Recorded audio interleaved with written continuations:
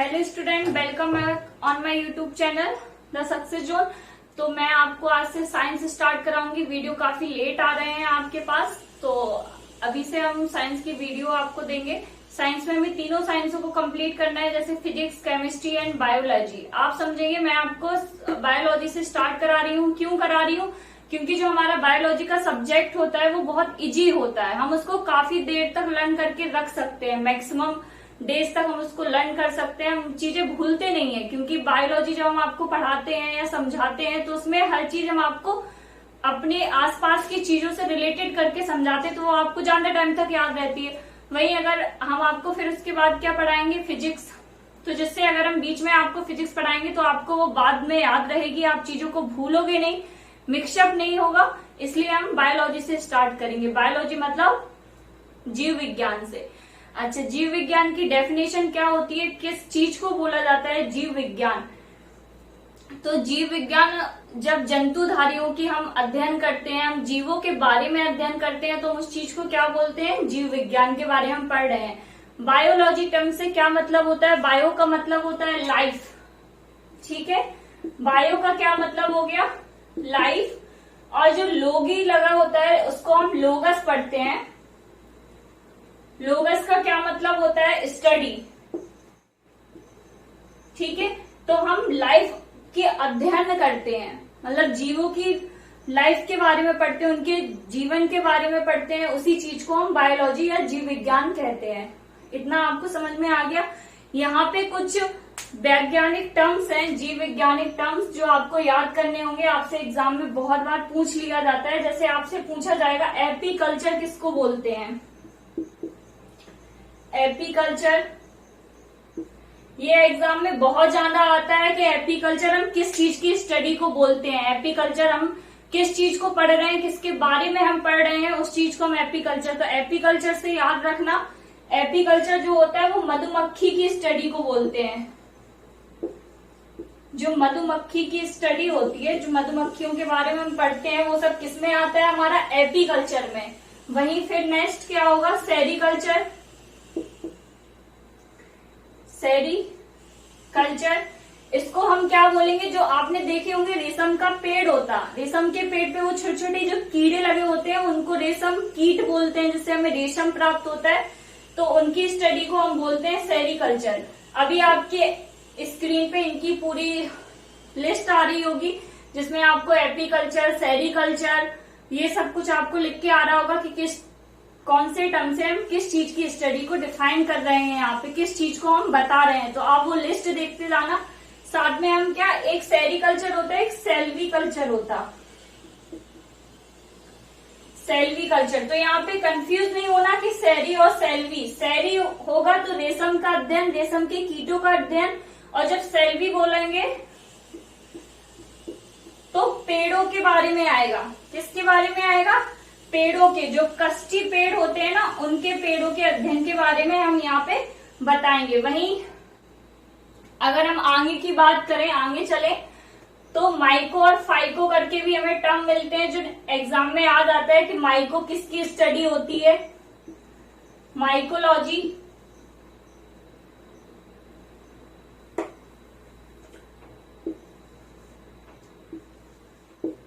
Mycology, तो mycology हम किस चीज की स्टडी को बोलेंगे? जो कवक होते हैं, ठीक है, उनकी स्टडी को हम क्या बोलेंगे? माइकोलॉजी। कवक की स्टडी को, जब हम कवक का अध्ययन करेंगे तो उसके लिए एक टर्म दिया गया है माइकोलॉजी। यहाँ पे कंफ्यूज नहीं होना कि आपको इतने सारे टर्म बता दिए, इनका क्या काम है, ये एग्जाम में आपसे पूछ लेते हैं। जैसे आपसे बायोलॉजी का मैंने आपको बताया, जीवधारियों का अध्ययन करेंगे तो उसको बायोलॉजी बोलेंगे, ठीक है। वैसे ही अगर हम सेरीकल्चर का आपसे पूछेंगे कि सेरीकल्चर किसकी स्टडी को बोलते हैं, तो उसमें 4 ऑप्शन आपको दिए गए होंगे, उसमें से आपको टिक करना पड़ेगा कि रेशम के कीट का अध्ययन करते हैं इसमें, ठीक है। तो इस तरीके से आपकी स्क्रीन पे एक लिस्ट आ रही होगी, आप उसको लर्न कर लेना। उतने ही आपके एग्जामों में आपसे पूछेंगे, इससे ज्यादा आपके में नहीं आएंगे। जो भी कॉमन है वो मैंने आपको बता दिया। इसके बाद हम चलेंगे अपने वर्गीकरण के बारे में। जीव विज्ञान तो मैंने आपको बता दिया। अब जीव विज्ञान में एनिमल्स भी हो गए, प्लांट भी हो गया। तो ये सब बारे में किसने हमें बताया, इन सबको कहाँ उन्होंने स्टोर करके रखा, उन्होंने कैसे विभाजन किया, कैसे उन्होंने वर्गीकरण कर दिया। तो एक साइंटिस्ट है लीनियस करके, ठीक है। तो कैरोल लीनियस करके एक साइंटिस्ट हैं, उन्होंने हमें वर्गीकरण के बारे में बताया था। उन्होंने आधुनिक पद्धति दी थी वर्गीकरण की। सबसे पहले वर्गीकरण के बारे में अगर हमें किसी ने भी बताया था, अब वर्गीकरण बोला तो क्या कि जैसे ह्यूमन को ले लो, ह्यूमन के बारे में बताया कि होमोसेपियंस है। ह्यूमन का ये बॉटनिकल नेम है होमोसेपियंस। तो उसके बारे में किसने बताया कि ह्यूमन को इस नाम से भी जाना जाता है, ठीक है। तो वो किसने बताया था, लीनियस ने बताया था। अभी आगे हम और भी आपको ऐसे रिलेटेड नाम बताएंगे कि इन्होंने किस तरीके से द्विनाम पद्धति बनाई, इन्होंने सब चीजों का वर्गीकरण किया, इन्होंने नाम दिए सबको। तो वो चीजें भी आपको समझ में आएंगी। तो कैरोलिनस लीनियस थे, उन्होंने 2 किंगडम में इस चीज को डिवाइड किया था। कौन कौन से में, इन्होंने प्लांट को प्लांट में अलग कर दिया, ठीक है, प्लांटी बोल दिया। और उन्होंने क्या, एनिमल को अलग कर दिया। इन्होंने हमें 2 दिए, एक तो प्लांट दिया, एक दूसरा क्या दिया, एनिमल किंगडम दिया। इन्होंने हमें 2 किंगडम के बारे में बताया।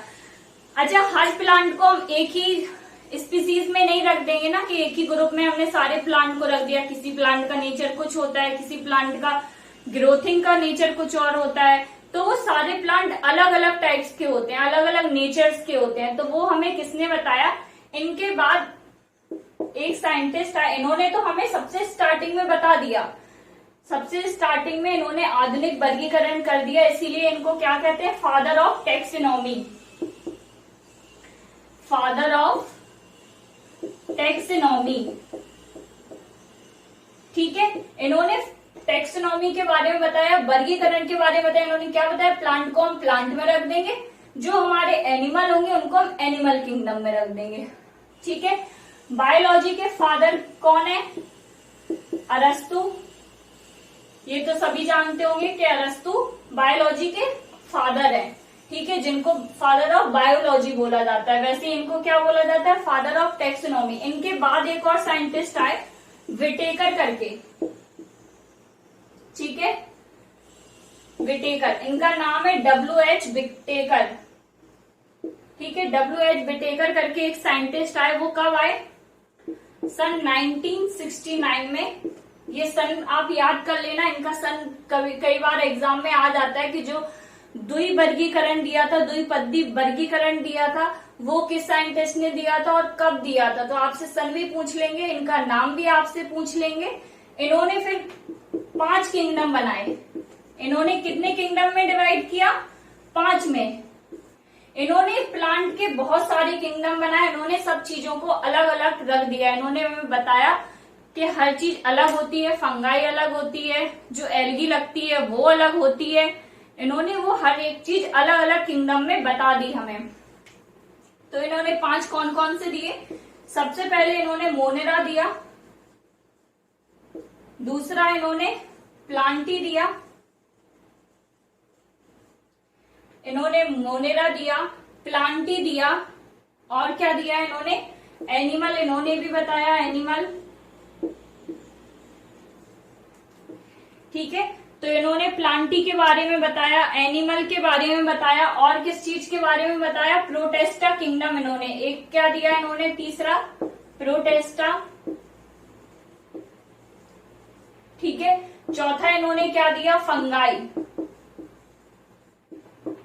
यहां से सब चीजें क्लियर हो गई होंगी कि इन्होंने हर एक चीज को अलग अलग किंगडम बना दिया। इन्होंने हर एक चीज का अलग अलग किंगडम बना के दिया हमें कि एक चीज का अगर प्लांट है या ये स्पीसीज है तो उसको हम इस किंगडम में रखेंगे।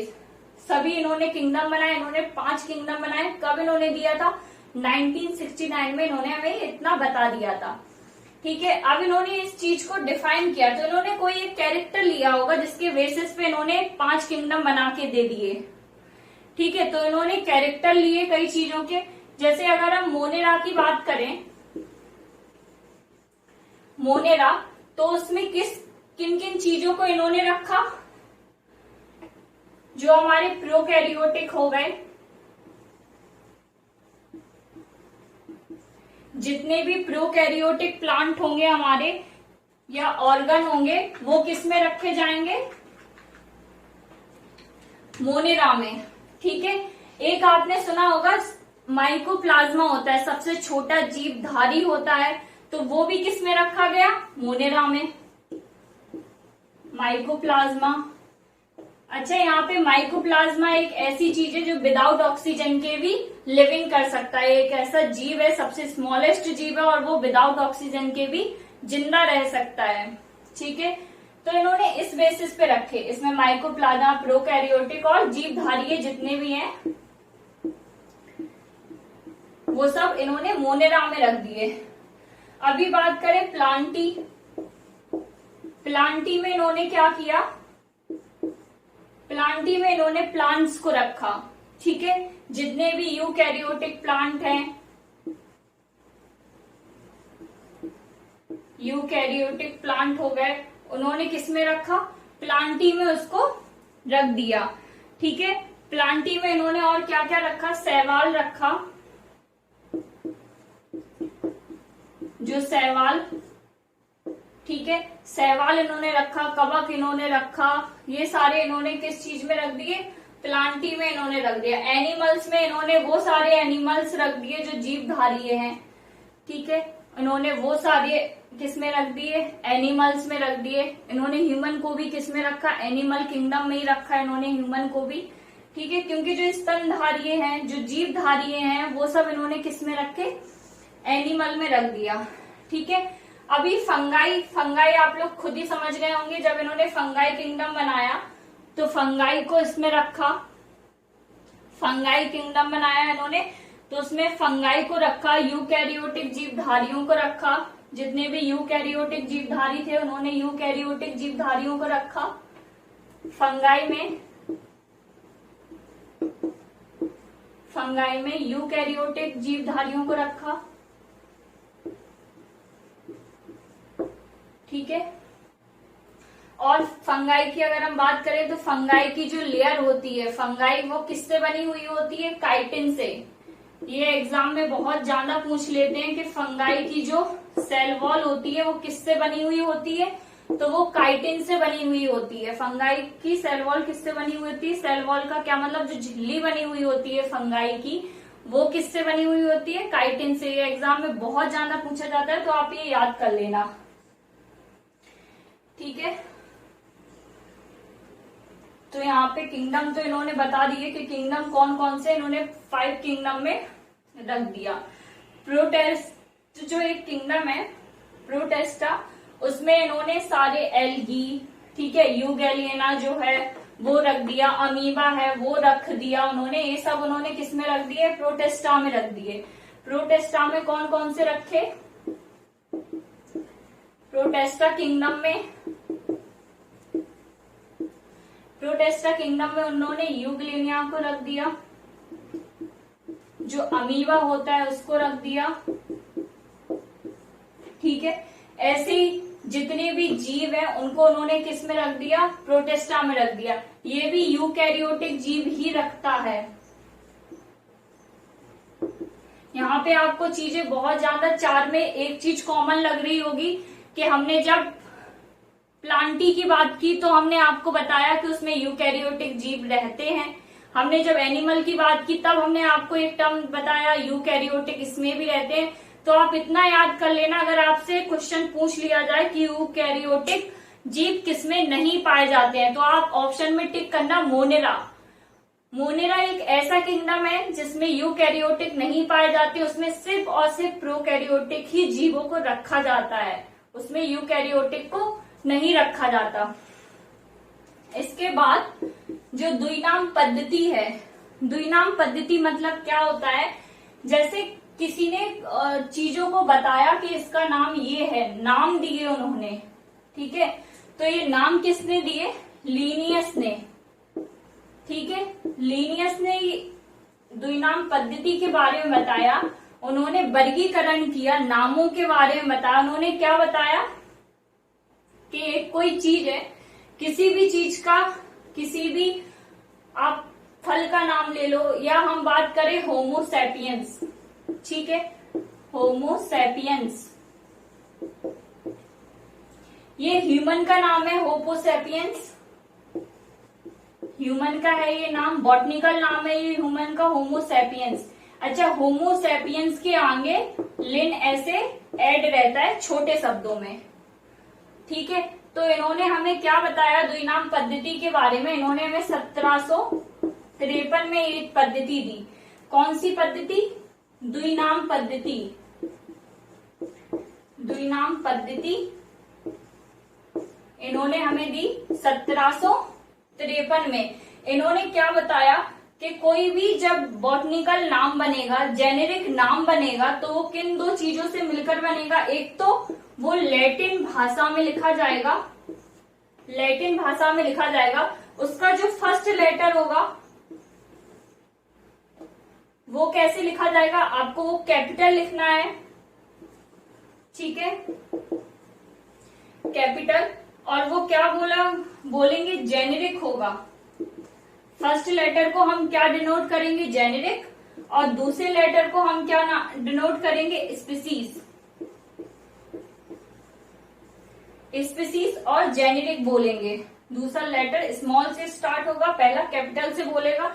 और उन्होंने एक चीज बताई थी जिसका रूल था कि जब भी कोई साइंटिफिक नेम लिखा जाएगा, कोई बॉटनिकल नेम लिखा जाएगा, तो उसके नीचे इस तरीके का अंडरलाइन होगा, ठीक है। साथ में ही उसके साइंटिस्ट का नाम लिखा रहेगा, वो शॉर्ट फॉर्म में रहेगा। तो जैसे अगर हम ह्यूमन की बात करें, ठीक है, ह्यूमन का नाम क्या हो गया बॉटनिकल, होमोसैपियंस लिन, ठीक है।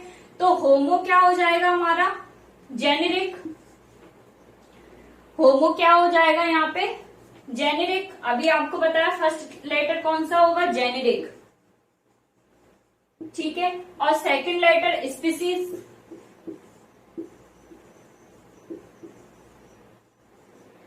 स्पीसीज। तो होमो क्या हो गया, जेनेरिक हो गया, और सेपियंस क्या हो गया हमारा, स्पीसीज हो गया, ठीक है।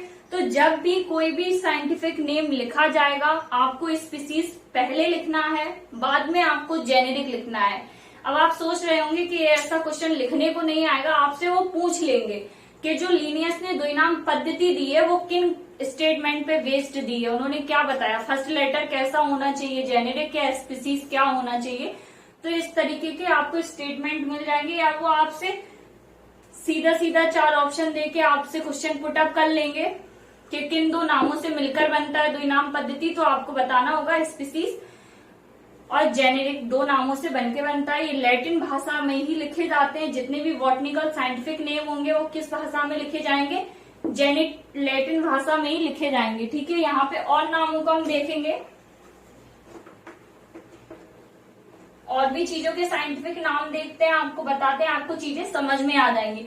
उसके बाद आपको स्क्रीन पे इसकी पूरी लिस्ट आ रही होगी, जो जो एग्जाम में ज्यादा से ज्यादा बार पूछे गए हैं वो सब मैंने आपको एक लिस्ट में दिया हुआ है। आप उनको नोट कर लेना बुक्स में, और आप अच्छे से उसको लर्न कर लेना। इससे आगे का आपसे क्वेश्चन में नहीं पूछेंगे, ना ही इससे अलग कोई आपसे साइंटिफिक नेम पूछा जाएगा। अच्छा, एक नाम कौन सा होता है, मैंगो का अगर हम ले लें, मैंगो का, तो मैंगो का नाम क्या होता है, मैग्नीफेरा और इंडिका, ठीक है। ये साइंटिफिक नेम होता है मैंगो का, मैग्नीफेरा इंडिका, ठीक है। तो मैग्नीफेरा हमारा क्या हो जाएगा, जेनेरिक हो जाएगा, और इंडिका हमारा क्या होगा, स्पीसीज हो जाएगा। वैसे ही अगर हम गेहूं की बात करें, वीट की बात करें, गेहूं, वीट, तो वीट का क्या होता है, ट्रिटिकम एस्टिवम, ठीक है।